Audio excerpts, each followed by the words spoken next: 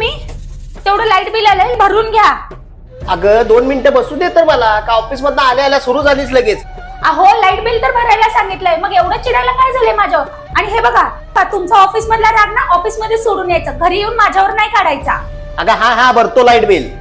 Office मधनं आल्या आल्या सुरू होती. बरं ऐका, काय? जेवायला वाढू? नको, भूक नाही मला. अहो जर जेवायचा मूड नसेल तर तसं फोन करून सांगत जावा ना. मी उगाच जेवण बनवून ठेवलंय, आता सगळं अन्न वाया जाणार. प्रियंका, तू काय कर ना, मला जेवणच वाढू नको. तू ना नाश्ता पण देत जाऊ नको मला. तू माझं कोणतं काम सुद्धा करू नकोस.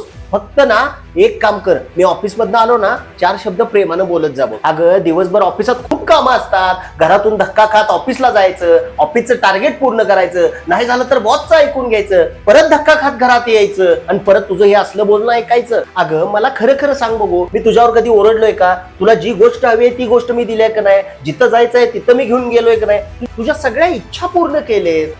मग मला एक सांग, मी जर तुझा एवढा विचार करत असेल तर तू माझा थोडासा तरी विचार करतेस का ग? अगं मला चांगलं माहिती आहे, घराचं लाईट बिल भरायचं आहे, रेंट द्यायचं आहे, दूधवाल्याचं बिल भरायचं आहे, किराणा माल आणायचा आहे. अगं मग ह्या जबाबदाऱ्या मी पार पाडतोयच ना.